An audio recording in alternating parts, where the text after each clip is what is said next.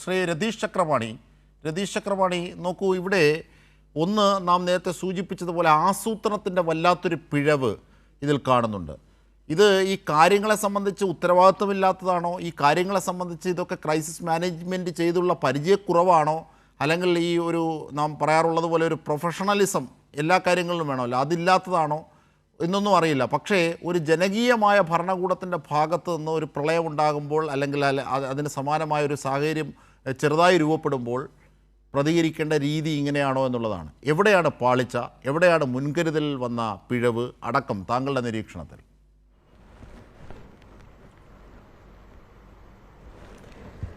ഏറ്റവും വലിയ പാളിച്ച എന്ന് പറയുന്നത് ഈ ഗവൺമെൻറ്റിന് പറ്റിയിട്ടുള്ള നിരവധി കാര്യങ്ങളാണ്. അതിൻ്റെ ഏറ്റവും പ്രധാനപ്പെട്ട കാര്യം അവരുടെ ജനങ്ങളോടുള്ള താല്പര്യത്തിൻ്റെയും നിലപാടിൻ്റെയും പ്രശ്നം കൂടിയാണ്.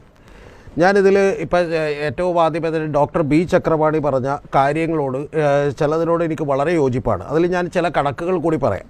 ഇപ്പോൾ പത്തനംതിട്ട ലാഹയിൽ ആണ് ഏറ്റവും കൂടുതൽ മഴയുണ്ടായിട്ടുള്ളത്. അത് 25 സെൻറ്റിമീറ്ററാണ്. തൊടുപുഴയിൽ കഴിഞ്ഞ 24 മണിക്കൂറിനകം 21 സെൻറ്റിമീറ്ററാണ്. എന്ന് പറഞ്ഞാൽ നമ്മുടെ മിക്ക പ്രദേശങ്ങളിലും തന്നെ 2008 നേരത്തെ ഉണ്ടായിട്ടുള്ള പ്രളയം പോലെയുള്ള സമാനമായ രീതിയിൽ മഴ കിട്ടിയിട്ടില്ല എന്നുള്ളത് കണക്കുകളുടെ അടിസ്ഥാനത്തിൽ ഒരു യാഥാർത്ഥ്യമാണ്.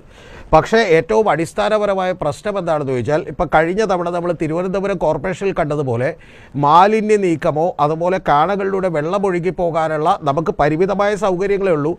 ജയചന്ദ്രൻ സാറ് പറഞ്ഞതുപോലെ തന്നെ വീടുകളൊക്കെ ടൈലുകളിട്ട് ആ പ്രശ്നങ്ങളൊക്കെ ഉണ്ട്. പക്ഷേ എങ്കിൽ പോലും നമ്മുടെ നിലവിലുള്ള സംവിധാനങ്ങളെ തന്നെ ക്ലീനാക്കാനോ അതുവഴി വെള്ളം വളരെ കൂളായി ഒഴുകിപ്പോകാനുള്ള സാഹചര്യം ഒരുക്കുന്നതിൽ ഈ ഗവൺമെൻറ് ഒരു താല്പര്യവും കാണിച്ചിട്ടില്ല എന്നുള്ളതാണ് ഏറ്റവും പ്രധാനപ്പെട്ട കാര്യം. ഇനി ഇത് കഴിഞ്ഞതിന് ശേഷം നമുക്ക് യഥാർത്ഥത്തിൽ ഇപ്പോൾ അപകടത്തിൽപ്പെടുന്ന ആളുകളുടെ എങ്ങനെയാണ് രക്ഷപ്പെടുത്താൻ ശ്രമിച്ചത് എന്നുള്ളത് കൂടി നമ്മളൊന്ന് കാണണ്ടേ.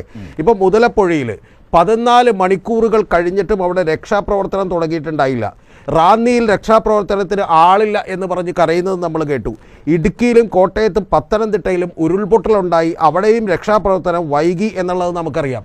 മഴ മുന്നറിയിപ്പ് കൊടുത്തിട്ട് കഴിഞ്ഞ തവണ ഇടുക്കി മുതൽ കോട്ടയം മുതൽ ആലപ്പുഴ മുതലുള്ള മലപ്പുറം കോഴിക്കോട് കണ്ണൂർ വരെയുള്ള 9 ജില്ലകളിൽ സ്കൂളുകൾക്ക് അവധി കൊടുത്തിരുന്നു. എന്ന് പറഞ്ഞാൽ തീവ്രമായ മഴയുണ്ടാകും എന്ന് നമുക്കറിയാമായിരുന്നു. പക്ഷേ അതിനുള്ള കരുതൽ നടപടികളോ മറ്റുള്ള കാര്യങ്ങളോ ഒന്നും തന്നെ ഗവൺമെൻറ് ചെയ്തില്ല. എന്ന് പറഞ്ഞാൽ നേരത്തെ പറഞ്ഞ പോലെ ഒരു അലംഭാവമാണ് ഇതുകൊണ്ടുണ്ടായിട്ടുള്ളത്. ഞാൻ ഈ പ്രളയം വരുന്നതിന് തൊട്ട് മുമ്പത്തെ ദിവസങ്ങളിൽ കഴിഞ്ഞ 2-3 ദിവസം മുമ്പ് അജിംഷാദെ ഞാൻ ഒരു റിപ്പോർട്ട് എടുത്ത് ഒരു പോസ്റ്റ് ഡിസാസ്റ്റർ നീഡ് അസസ്മെൻ്റ് എന്ന് പറയുന്ന 18 സെപ്റ്റംബർ 2018 ഉണ്ടായിട്ടുള്ള ഒരു റിപ്പോർട്ട് എടുത്ത് ഞാൻ വായിച്ചു നോക്കി. ഞാൻ ഞെട്ടിപ്പോയി. കാരണം 444 പേജുള്ള റിപ്പോർട്ടിൽ എങ്ങനെയാണ് ഈ പറയുന്ന ഒരു ഡിസാസ്റ്റർ ഉണ്ടായതിന് ശേഷം ഇത് റീബിൽഡ് ചെയ്യേണ്ടത് എന്നുള്ളതിനെക്കുറിച്ച് ടോം ജോസ് ചീഫ് സെക്രട്ടറി ആയിക്കൊണ്ട് വളരെ ഡീറ്റെയിൽഡ് ആയിട്ടുള്ള ഒരു നിർദ്ദേശമാണ്. ഇത് നമ്മളൊന്ന് ആലോചിച്ച് നോക്കണം. പിണറായി സർക്കാർ ഇവിടെ അധികാരത്തിലിരുന്നപ്പോൾ ഉണ്ടായിട്ടുള്ള പ്രളയം എന്താണ് എന്നുള്ളത് കൂടി പ്രിയപ്പെട്ട പ്രേക്ഷകരൊന്ന് ഓർക്കണം. ആ പ്രളയത്തിൽ അഫക്റ്റഡ് ആയത് 54 ലക്ഷത്തോളം ആളുകളാണ്. 342ഓളം വരുന്ന ലാൻഡ് സ്ലൈഡുകളാണ് 10 ജില്ലകളിലായിട്ടുണ്ടായിട്ടുള്ളത്. അതായത് 1924 ശേഷം കേരളം കണ്ട ഏറ്റവും വലിയ പ്രളയമായിരുന്നു അത്.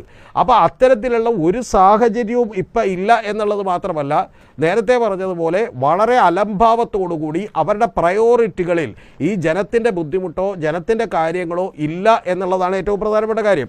ഒരു കാര്യം കൂടി നമുക്ക് പറയാതെ പോകാൻ കഴിയില്ല, ഇനി സമയം കിട്ടിയില്ലെങ്കിലോ എന്ന് വെച്ചിട്ടാണ്. 31 ഓഗസ്റ്റ് 2023 ഇപ്പോഴത്തെ പ്രതിപക്ഷ നേതാവ് വി.ഡി. സതീശൻ ഒരു ഫേസ്ബുക്ക് പോസ്റ്റ് ഇട്ടിരുന്നു. ആ പോസ്റ്റ് എന്താണെന്ന് അറിയുമോ? മുഖ്യമന്ത്രിക്കായി ഹെലികോപ്റ്റർ ദൂർത്തിൻ്റെ അങ്ങേയറ്റം രൂക്ഷ വിമർശനവുമായി വി.ഡി. സതീശൻ എന്ന് പറയുന്ന അദ്ദേഹത്തിൻ്റെ ഫേസ്ബുക്ക് പോസ്റ്റാണ്. ഞാനത് മുഴുവൻ വായിക്കുന്നില്ല. പക്ഷേ ആ ഹെലികോപ്റ്റർ കൊണ്ട് കഴിഞ്ഞ 10 കൊല്ലങ്ങളിൽ യഥാർത്ഥത്തിൽ നമ്മുടെ പത്രങ്ങൾക്കൊക്കെ അതിൽ മാധ്യമങ്ങൾക്കൊക്കെ വലിയ പങ്കുണ്ട്. കാരണം ഇപ്പോൾ ഹെലികോപ്റ്റർ എന്ന് പറഞ്ഞാൽ പോലീസിൻ്റെ ആയി. നേരത്തെ അത് പിണറായി വിജയൻ്റെ സ്വന്തമായിട്ടാണ് ആളുകൾ പ്രൊജക്റ്റ് ചെയ്തിരുന്നത്. ആ പ്രൊജക്റ്റ് ചെയ്തുകൊണ്ടിരുന്ന ഹെലികോപ്റ്ററിൽ 6 പേരുടെ ജീവൻ രക്ഷിച്ച ഹെലികോപ്റ്ററാണ്. അത് വ്യക്തിപരമായി ഒരിക്കൽ പോലും ഉപയോഗപ്പെട്ടില്ല. പക്ഷേ ആ ഹെലികോപ്റ്റർ ഈ പ്രളയം നടക്കുന്ന സമയത്ത് കഴിഞ്ഞ ദിവസം രാവിലെ ഗോൾഫ് കോഴ്സിൽ നിന്ന് തിരുവനന്തപുരത്ത് നിന്ന് പൊങ്ങി. എന്തിനു വേണ്ടിയെന്നറിയാമോ? എറണാകുളത്ത് കാരോത്തുകുഴി ഹോസ്പിറ്റലിൽ എത്താനാണ്. ന്യൂമോണിയ ബാധിച്ച് കിടക്കുന്ന അദ്ദേഹത്തിൻ്റെ ഭാര്യ പിതാവ് വേലായുധൻ കുട്ടിയെ സഞ്ചരിക്കാൻ വേണ്ടി എത്തുകയും പക്ഷേ ക്ലൈമറ്റ് അനുകൂലമല്ലാത്തതുകൊണ്ട് താഴെ ഇറക്കാൻ കഴിയാതെ തിരിച്ച് തിരുവനന്തപുരത്തേക്ക് പോവുകയും അതിനുശേഷം വീണ്ടും 2:15 വീണ്ടും കൃത്യമായി ആലുവയിലെത്തുകയും എന്നിട്ടൊരു കോൺവോയുടെ അടിസ്ഥാനത്തിൽ അദ്ദേഹം എന്ത് ചെയ്തു, അദ്ദേഹത്തിൻ്റെ ഭാര്യാപിതാവിനെ സന്ദർശിക്കുന്നതോ കുടുംബസ്നേഹത്തിൻ്റെ പ്രതീകമായി ഹെലികോപ്റ്റർ മാറുന്നതിനോ ഒന്നും എനിക്കൊരു വിരോധവുമില്ല. പക്ഷേ പ്രധാനപ്പെട്ടൊരു കാര്യമെന്ന് പറയുന്നത് ഇത് മാധ്യമങ്ങൾക്ക് വാർത്ത പോലുമായിട്ടില്ല. പകരം ചില പത്രങ്ങൾ തൃശ്ശൂർ എഡീഷനിൽ ഒരു ഒറ്റക്കോളം ന്യൂസ് ആവുകയും ചിലരൊക്കെ വലിയ മുത്തശ്ശി പത്രങ്ങളൊക്കെ തന്നെ അത് വെബ്സൈറ്റിലെ ഒരു ചെറിയ കോളം വാർത്തയാകുകയും മാത്രം ചെയ്തു. എന്ന് പറഞ്ഞാൽ നമ്മുടെ നാട്ടിലെ ഭരണാധികാരികളുടെ പ്രയോറിറ്റി ഒരു പ്രധാനപ്പെട്ട ഘടകമാണ് എന്നുള്ള കാര്യത്തിലൊരു സംശയമില്ല. അതുകൊണ്ടാണ് ചോദ്യങ്ങൾക്ക് ഉത്തരം പോലും പറയാതെ അതൊക്കെ എൻ്റെ ഓഫീസിൽ നിന്ന് തന്നോളും, നിസ്സാരമായ കാര്യമാണെന്ന് പറഞ്ഞത്. ഇപ്പം എൻ്റെ സുഹൃത്ത് രാജേന്ദ്രൻ പന്തളം ഇവിടെ നിന്ന് പറഞ്ഞ പോലെ ഒരു പ്രതിസന്ധി ഉണ്ടായി, പ്രശ്നമുണ്ടായെങ്കിൽ കരുതലായ ഒരാൾ നമുക്കുണ്ടായിരുന്നു, നമ്മളങ്ങോട്ട് ഒന്നിച്ചിറങ്ങുകയല്ലേ എന്ന് ചോദിക്കുന്ന ആളുകളുണ്ടായിരുന്നു. അത്തരത്തിലുള്ള ഒരു ഭരണ നേതൃത്വമല്ല എന്നുള്ളത് ഈ സമയത്ത് പറയേണ്ടതല്ല, പക്ഷെ സങ്കടത്തോടുകൂടി നമ്മൾ ഓർക്കേണ്ടി വരികയാണ്. അതാണ് കാരണം നമ്മൾ ഒരുമിച്ചങ്ങ് ഇറങ്ങുകയല്ലേ എന്ന് പറയുമ്പോൾ എല്ലാവരും, മത്സ്യത്തൊഴിലാളികൾ, കടലിൻ്റെ മക്കൾ, കേരളത്തിൻ്റെ സൈന്യമായവർ മാറിയതും ഒക്കെ നമുക്ക് ഓർമ്മയുണ്ട്. അതൊക്കെ ആ മനുഷ്യൻ്റെ ഒറ്റ വാക്കിലായിരുന്നു. ക്രൈസിസ് മാനേജ്മെൻറ്റുകളിലൊക്കെ ഓരോ വീട്ടിലും അദ്ദേഹം എത്തി ധൈര്യം പകരുകയായിരുന്നു. ഇങ്ങനെയൊരു സാഹചര്യത്തിൽ നിന്നാണ് ഇതിലേക്ക് എത്തുമ്പോൾ വല്ലാത്തൊരു ഇനേർഷ്യ, വല്ലാത്തൊരു ആ മാറ്റത്തിൻ്റെ ആഘാതം അത് വല്ലാതെ കേരളത്തിന് ഫീൽ ചെയ്യുകയാണ്. അത് തിരുത്താൻ ഇനിയും സമയമുണ്ട്. ഒരു വിമർശനം എന്ന അർത്ഥത്തിലാണ് സർക്കാരിന് മുമ്പിലേക്ക് വെക്കുന്നത്.